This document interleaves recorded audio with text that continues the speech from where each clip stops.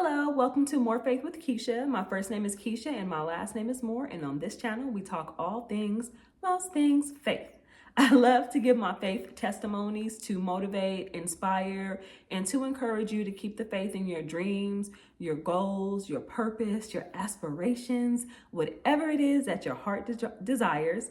And most importantly, keep your faith in God in the name of Jesus. So today I want to talk about being a good steward over your finances and the importance of being a good steward over the finances, especially if you are believing God for more in whatever area of your life, because we live in a world where, we don't love money, but it takes money to get some things done. So let's just keep it real.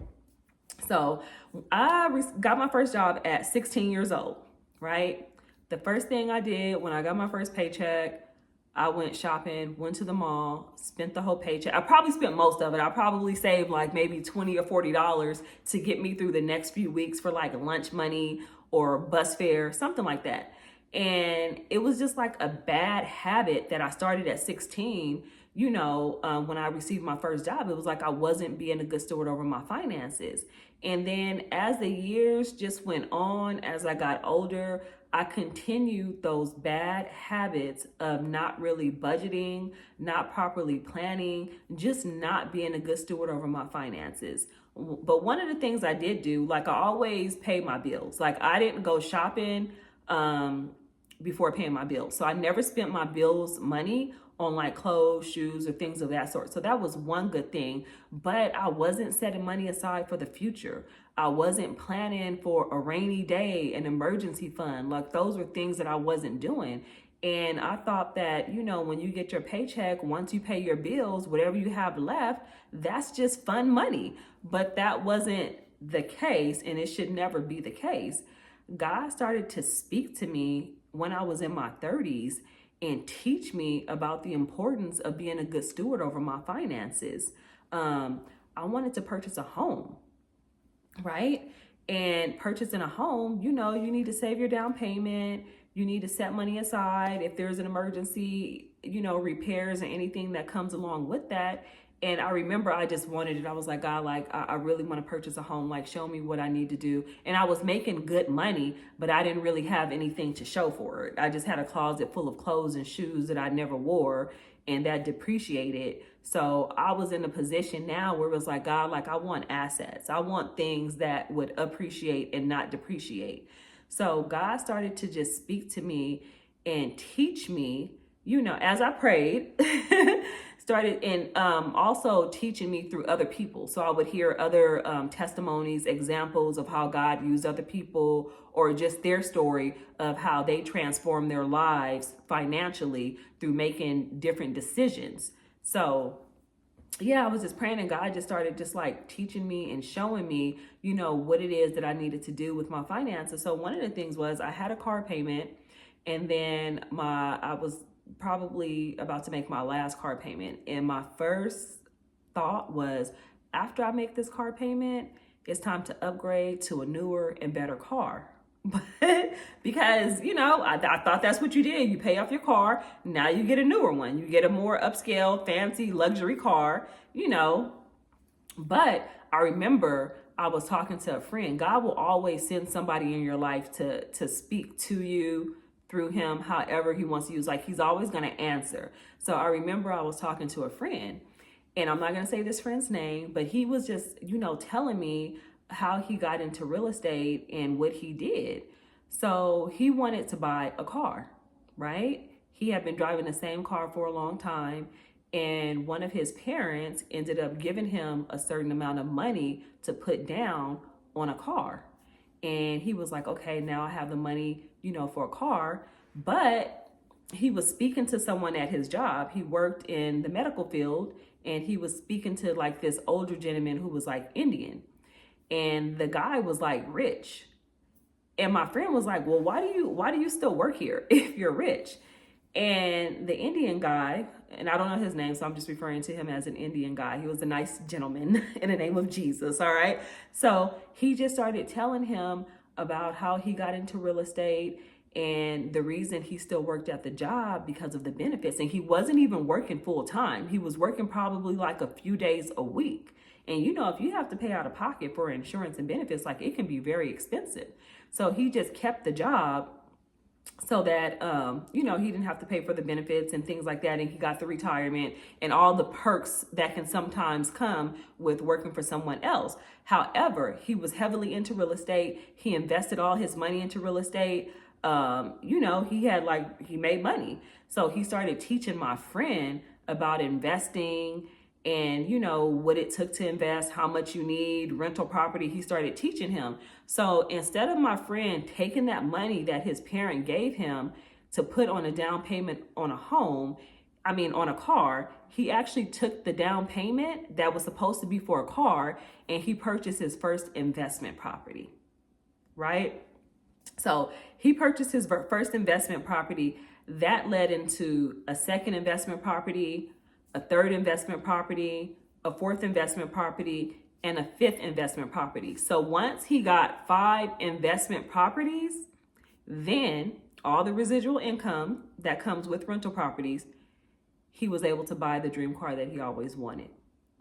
Once I heard his story, that inspired me so much to be a better steward over my finances and to make smarter and wiser decisions with my finances. And I know in that moment, like, God was using my friend to speak to me because I was praying for answers. I was praying for wisdom. I wanted to, you know, get out of the situation that I was in. I wanted more in life and not just tangible things that depreciate, like vehicles, clothes, shoes. Like, I just wanted more, like, you know.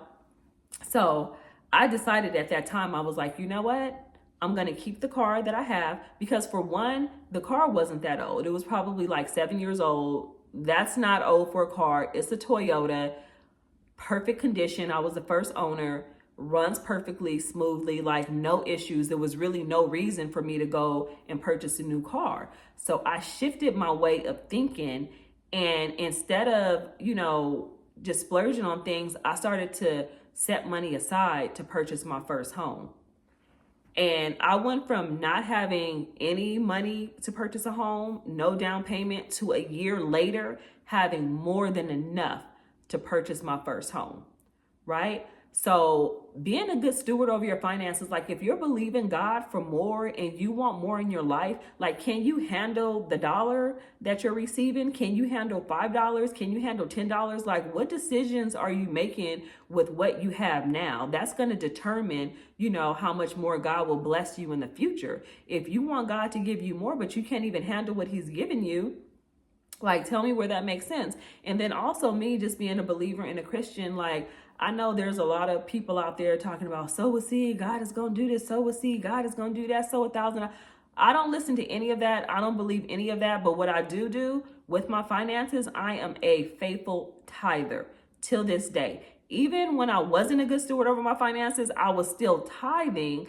And I feel like just doing that, it gave me the ability to bounce back faster with my finances. So while saving my money, while opening up a bank account, setting money aside, not splurging, not doing things, I was always faithful to God with my money, my tithing.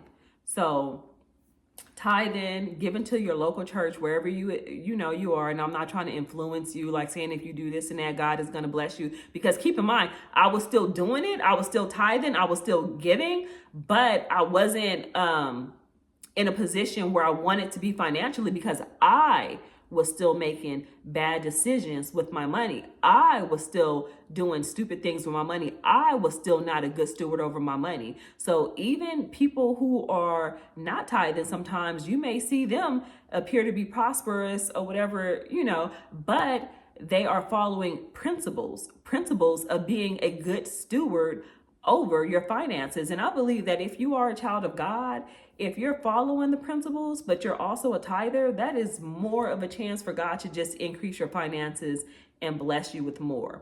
So it doesn't matter where you started. It doesn't matter where you came from. It doesn't matter your upbringing. You can always learn from others. So just take the time to just learn and gain wisdom from others. Don't be negative and say, oh, well, that person they came from a good family. Oh, well, that person, their parents are rich, or oh, that's their culture. Because I hear people say things like that instead of just taking heed to what these people did to get in the position or the situation that they're in. They want to say something like negative.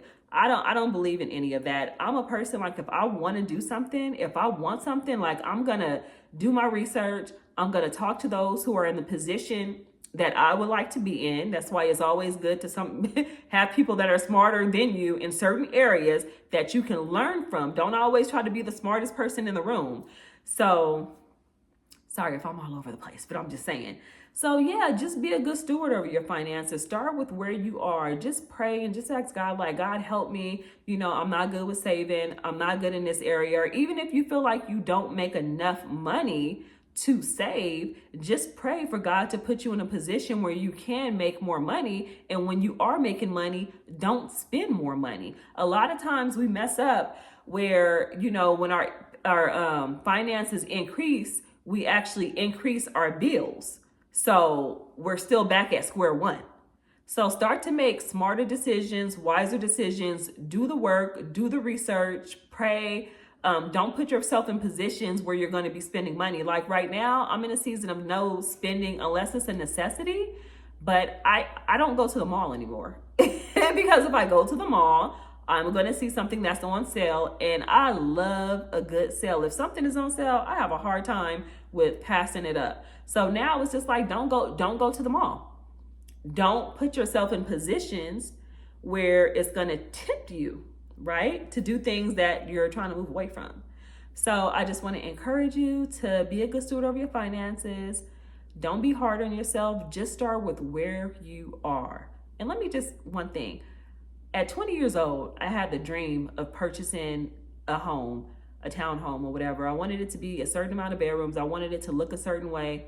I wasn't able to do that until I turned 40 years old. So it's not where you start, it's how you finish.